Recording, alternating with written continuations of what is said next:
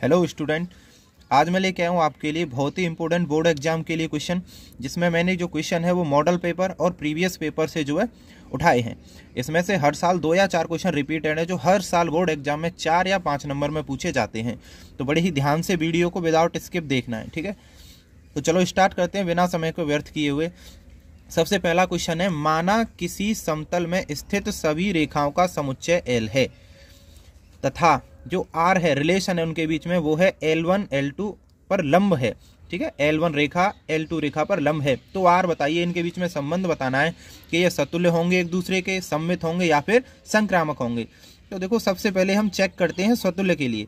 सतुल्य के लिए क्या होता है कि जो x का मान है वो y के बराबर होना चाहिए, यानी x और y दोनों बराबर होने चाहिए। तो सबसे पहले रेखा L1 के लिए करते हैं। तो L1 के लिए L1 और L1 दोनों ही एक दूसरे के लंब होनी चाहिए, और L2 और L2 दोनों ही एक दूसरे के लंब होने चाहिए। यहाँ पर R दर्शा रहा है कि रेखा एक दूसरे के लंबवत हैं। देखो, कोई एक रेखा है, L1 का मतलब एक रेखा है। जैसे ये मेरी पेन है, कलम है, इसको मैंने ऐसे कर दिया। क्या ये अपने साथ 90 अंश का कोण बना सकती है अकेली? नहीं ना। 90 अंश का कोण बनाने के लिए 2 रेखाएं होनी चाहिए। अब ये अकेली अपने साथ 90 अंश का कोण नहीं बना सकती, यानी ये एक रेखा केवल कभी भी 2 कामों को नहीं कर सकती। ऐसे और ऐसे दोनों दिशाओं में एक साथ नहीं जा सकती। और जब L1 का L1 के साथ रिलेशन नहीं हो सकता, ये एक दूसरे के लंब नहीं हो सकती, तो ये कभी भी सतुल्य नहीं होंगी। और इसी तरह ये L2 है, ये भी L2 एक ही रेखा दोनों के लंबवत नहीं होगी, यानी ये सतुल्य नहीं होगा। नेक्स्ट चेक करते हैं हम सममित के लिए।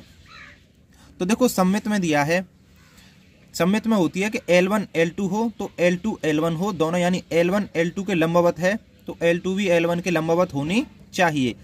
तो देखो, ये 2 रेखाएं हैं, मैंने L1 मान लिया इसको, L2 मान लिया इसको। जब ये 2 रेखाएं L1 L2 के लंबवत है, 90 का कोण बना रही है, तो ऑटोमेटिकली L2 भी L1 के साथ 90 का ही कोण बनाएगी। यानी ये दोनों जो है R से ही आ रहे हैं, यानी ये दोनों एक दूसरे पर लंबवत होंगे और ये सममित होंगे। ठीक है। नेक्स्ट कह रहा है हमारा संक्रामक के लिए। चेक करते हैं संक्रामक के लिए क्या है। अगर L1 L2 के लंब है और L2 L3 के लंब है, तो L1 और L3 भी एक दूसरे के लंबवत होने चाहिए। देखो, ये मैंने रेखा मान ली L1, ये मेरी रेखा है L2। ठीक है, समझो ध्यान से। ये मेरी रेखा है L1, ये है L2 और ये मान लिया मैंने L3। L1 और L2 के बीच में यहाँ जो कोण बनेगा ये 90 बनेगा, और L2 और L1 के बीच में भी 90 बनेगा, क्योंकि हमने ये ऊपर देखा है L1 और L2 एक दूसरे के जो है साथ 90 का कोण बनाएंगी। ये तो लंबवत हैं, लेकिन ये L1 L3 के साथ 90 का कोण नहीं बना रही है, ये L2 के साथ तो बना रही है, L1 के साथ नहीं बना रही है ना। यानी L1 L3 के बीच में कभी भी 90 का नहीं बनेगा, ये रेखा एक दूसरे के समांतर होंगी, तो ये संक्रामक नहीं होगा। ठीक है, वीडियो को जो है बैक कर करके अगर कोई भी क्वेश्चन समझ में नहीं आ रहा है तो दोबारा देख सकते हो। ठीक, नेक्स्ट क्वेश्चन पे चलते हैं। चलिए, अगला क्वेश्चन है, यदि आव्यूह A और B का क्रम m इंटू n और n इंटू p है, तो AB का क्रम क्या होगा। यानी कोई आव्यूह A है जिसकी जो कोटि है वो m इंटू n है, और कोई आव्यूह B है जिसका जो कोटि है वो n इंटू p है। तो A इंटू B अगर AB का क्रॉस किया जाए, यानी गुणा किया जाए आपस में, तो उसका क्रम क्या होगा। देखो, हमेशा जब भी 2 आव्यूहों का या 2 सारणिकों का क्रॉस किया जाता है, मल्टीप्लाई किया जाता है, तो जो पहला वाला होता है उसकी पंक्ति और दूसरे वाले के स्तंभों के क्रॉस के बराबर उस आव्यूह का, नए आव्यूह का मान निकलता है। तो यहाँ पर A की पंक्तियों की संख्या m है और B के स्तंभों की संख्या p है, तो जो क्रम होगा वो m इंटू p होगा।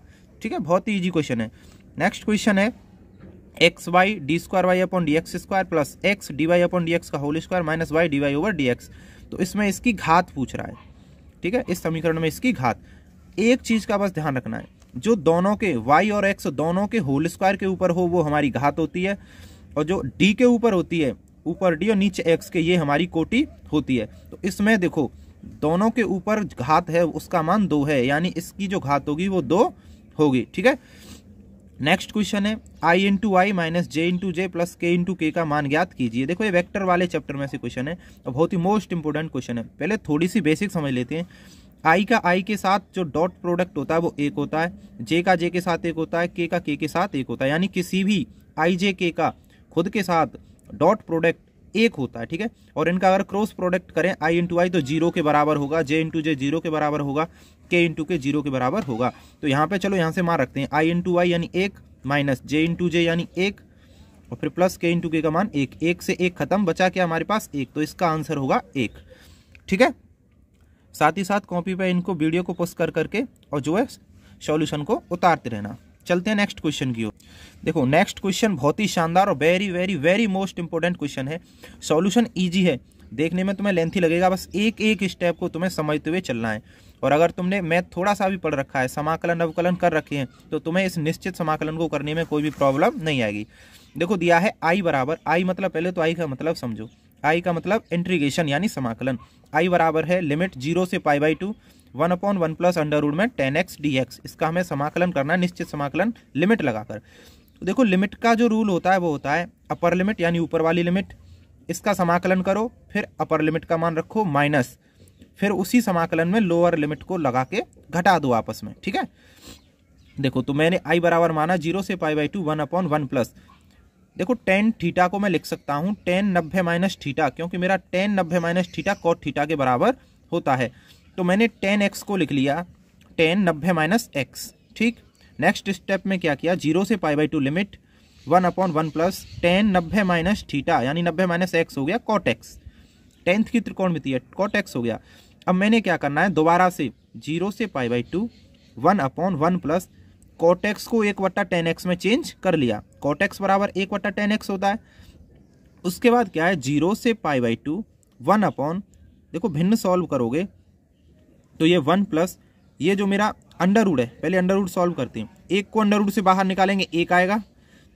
ठीक है, एक को अंडर रूट से बाहर निकालेंगे 1 आएगा, tan x मेरा अंडर रूट में ही रहेगा। ठीक है, फिर 0 से π/2 इस tan x को मैं भिन्न सॉल्व करता हूँ, फ्रैक्शन करते हैं, tan x से कम tan x प्लस लग रहा है प्लस लगाओ, 1 की जगह 1 और बट्टे वाला tan x चला जाएगा ऊपर, तो मेरा बन गया 0 से π/2 अंडर रूट tan x बट्टे tan x अंडर रूट में प्लस 1। ठीक है, अब मेरे को क्या करना है, देखो मैंने ये आई माना था और ये मान भी जो है मेरा काय के बराबर निकल के आया, आई के बराबर निकल के आया, ये मान भी मेरा आई के बराबर है। मैंने यहाँ सब जगह ये आई माना है तो सॉल्यूशन भी आई है। अब सिंपली बस एक मेथड ध्यान करना है हमें, और यही ध्यान में रखना है कि आई प्लस आई करना है दोनों इंटीग्रेशन को, यानी क्वेश्चन के इंटीग्रेशन को, क्वेश्चन को और क्वेश्चन का जो इंटीग्रेशन निकला है सॉल्यूशन है उसको, दोनों को जोड़ना है। जब आई प्लस आई करेंगे तो ये आएगा मेरा 2i। अब आई की जगह पहले तो इस क्वेश्चन की वैल्यू रखो 1/0 से π/2 1 plus root tan x plus I, एक और आई की जगह जो है हमें ये वाली वैल्यू रखनी है जो हमारी यहाँ पर निकली है, तो ये है 0 से π/2 रूट tan x upon under root tan x plus 1, ये मैंने यहाँ पे रखी। उसके बाद क्या है, आई और आई जुड़ के 2i हो गया। इन दोनों में देखो 0 से π/2 लिमिट सेम है। ठीक है, तो हम एक बार 0 से π/2 लिमिट रख सकते हैं, और 1 प्लस अंडर रूट में tan x 1 plus under root में tan x, दोनों का एलसीएम भी सेम है, तो बट्टे में 1 प्लस tan x आ गया अंडर रूट में, ऊपर वाले को जोड़ देंगे 1 plus root tan x 1 plus root tan x।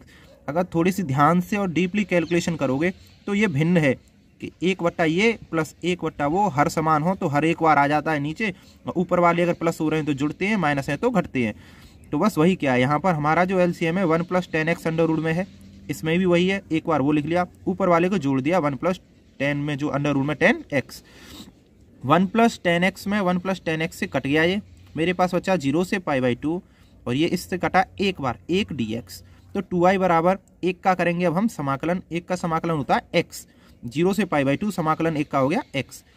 तो एक बार हमें क्या करना है, इस वाले फॉर्मूले पे आना है, एक बार तो जो dx का मान निकला है उसमें ऊपर की लिमिट रखो। तो मैंने क्या करना है, जो dx का मान निकला है वो x निकला है, तो x में ऊपर वाली लिमिट रखें, यानी x की जगह पर लिमिट रखनी है हमेशा। तो x की जगह पे मैंने रखा π/2, फिर लगाना है मुझे यहाँ से माइनस, तो मैंने यहाँ लगाया माइनस, फिर लगाना है दोबारा से उसी x के मान में नीचे वाली लिमिट, और नीचे वाली लिमिट थी मेरी 0, तो x की जगह पे 0, π/2 में से 0 माइनस करोगे तो π/2 बचेगा, तो 2i बराबर आया π/2। अब मैंने मान निकालना i का, तो i बराबर 2 यहाँ पर गुणे में है, चला जाएगा बट्टे में, तो i बराबर आ जाएगा π/4 आंसर। ठीक है, अगर ये क्वेश्चन समझने में थोड़ी सी प्रॉब्लम कर रहा है तो इसे जो है रिपीट करके बैक करके दोबारा से देख सकते हो। ठीक है, चलते हैं नेक्स्ट क्वेश्चन की ओर।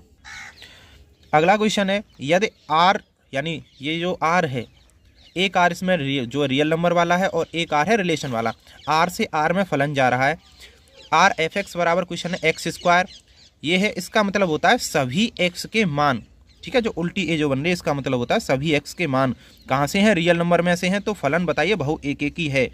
ठीक है, तो देखो बहु एक एक के लिए जो शर्त होती है वो होती है कि हम x के मान अलग अलग रखें लेकिन y के मान हमें उनके लिए समान मिलें।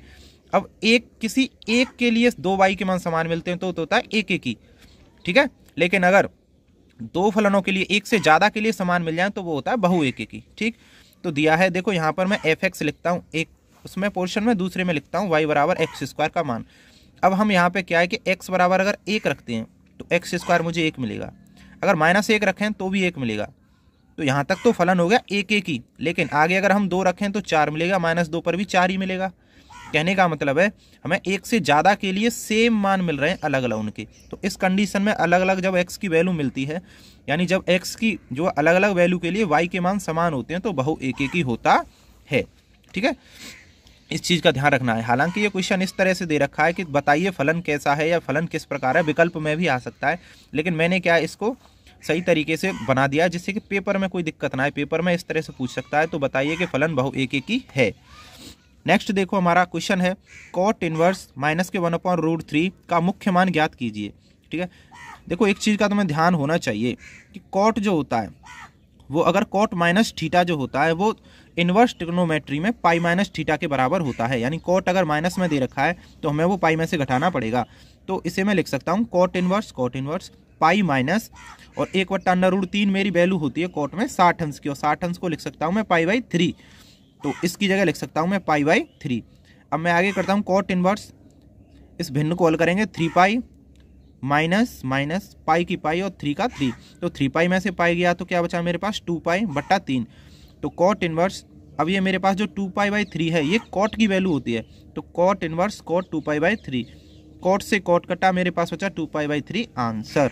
ठीक है, आई होप तुम्हें अच्छी तरह समझ में आए होंगे। अगर किसी भी क्वेश्चन में कोई भी प्रॉब्लम समझने में दिक्कत आती है तो कमेंट करके बता सकते हो। ठीक है, अदरवाइज वीडियो को जब आप बैक कर करके रिवाइज कर करके बार बार देखोगे तो कोई भी प्रॉब्लम नहीं आएगी।